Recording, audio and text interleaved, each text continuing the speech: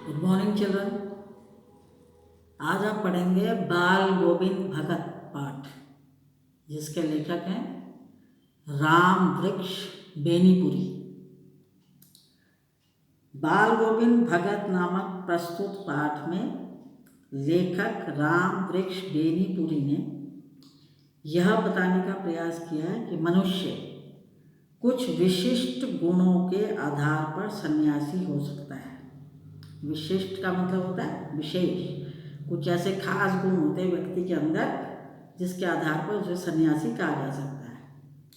लेकिन बाह्य आडंबरों मतलब बाहरी आडंबरों, जैसे वेश बना लेते हैं, तरह तरह के तिलक छाप के अपने शरीर पर ऐसे वेश धारण करके या दिखावे करके, ऐसे कर्मों से जो व्यक्ति अपने को सन्यासी दिखाता है या दिखाने का प्रयास करता है, वो सन्यासी नहीं होता।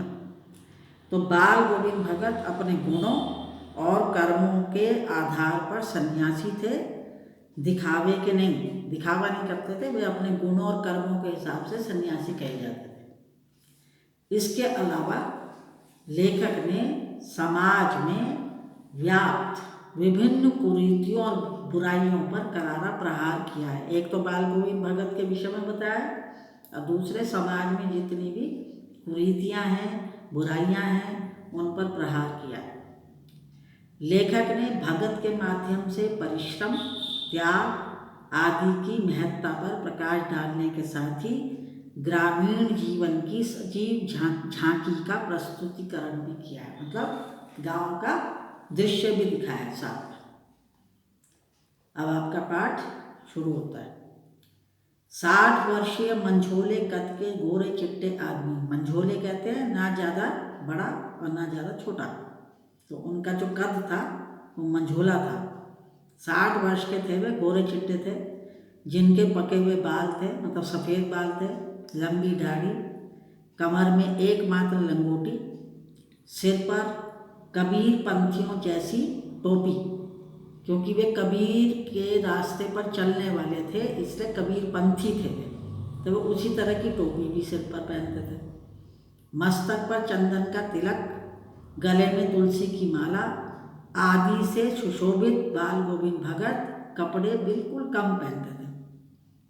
सर्दियों में ऊपर काली कमली ओढ़ लेते थे। काली कमली माने काला कंबल, सर्दियों में काला कंबल ओढ़ लेते थे। ऐसे भगत बाल गोविंद को बाह्य वेश से साधु नहीं कहा जा सकता। जो उनका भारी वेश था, जैसे उसमें रहते थे वे, उससे वे सन्यासी साधु उन्हें नहीं कहा जा सकता, क्योंकि वे गृहस्थ भी हैं, मतलब उनका परिवार भी है, खेती बाड़ी है, अच्छा साफ सुथरा मकान भी है, तो इसलिए उनको पूर्ण रूप से सन्यासी नहीं कहा जा सकता। तो ये सब होते हुए भी, इतना सब होते हुए भी वे साधुओं की सभी परिभाषाओं पर खरे उतरने वाले भगत हैं। मतलब उनको उनके गुणों से, उनके कर्मों से साधु कहा जा सकता है। भगत कबीर को साहब मानते थे, कबीर के रास्ते पर चलने वाले थे, कबीर जो कवि हुए हैं, तो भगत जो थे वे कबीर को साहब मानते थे और उन्हीं के गीतों को गाना, उन्हीं के आदेशों पर चलना, उन्हीं जैसा अच्छा व्यवहार करना, स्पष्ट वक्ता, मतलब जो भी बात बोलते थे साफ बोलते थे, किसी की चीज़ को ना छूना, ना बिना पूछे व्यवहार में लाना, मतलब किसी की भी कोई भी चीज़ को वे अपने प्रयोग में नहीं लाते थे बिना पूछे। ये उनकी प्रवृत्ति थी। प्रवृत्ति कहते हैं आदत को। उनकी सब चीज़ साहब की होती थी। कबीर को साहब कहते थे वो, तो उनकी सब चीज़ें साहब की होती थी। तो खेत में जो भी कुछ पैदा होता था उसे भी वे साहब को भेंट करके प्रयोग में लाते थे। सबसे पहले साहब को भेंट करते थे, तब उसको अपने प्रयोग में लाते थे। तो लेखक उनके कंठ से कबीर के पदों को सुनकर मुग्ध हो उठता था। आषाढ़ में वर्षा होने पर समूचा गांव खेतों में है। अब थोड़ा सा उन्होंने गांव का दृश्य के बारे में बताया। आषाढ़ माने जुलाई का महीना, उस समय वर्षा होने पर जितना भी गांव है वो सब खेतों में मौजूद है। बच्चे पानी भरे खेतों में उछल रहे हैं, औरतें मेड़ पर बैठी हैं। मेड़ कहते हैं जो खेतों के किनारे किनारे उठा हुआ रास्ता सा बना होता है ना, खेत चकोर रूप में होता है, तो उसकी जो चारों तरफ की जो मिट्टी उभरी हुई होती है उसको कहते हैं मेड़। उस पर औरतें बैठी हुई हैं, आसमान में बादल हैं, ठंडी हवा चल रही है। इसी समय अपने खेत में धान की रोपाई कर रहे भगत के कंठ से फूटता हुआ स्वर कान में पड़ता है, तो बच्चे झूम उठते हैं, क्योंकि इस समय भगत जो है वो अपने खेत में धान की रोपाई कर रहे हैं, क्योंकि धान की रोपाई की जाती है, उसके छोटे छोटे पौधे लगाए जाते हैं पानी के अंदर, उसे कहते हैं धान की रोपाई।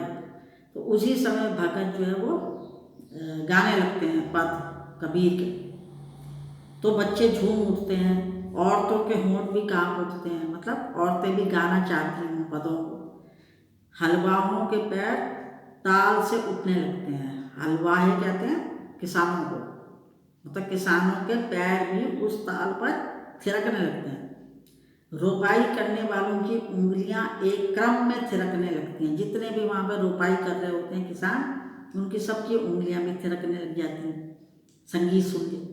बाल गोविंद भगत के संगीत का ऐसा जादू था कि सब मुग्ध होकर संगीत में डूब जाते थे।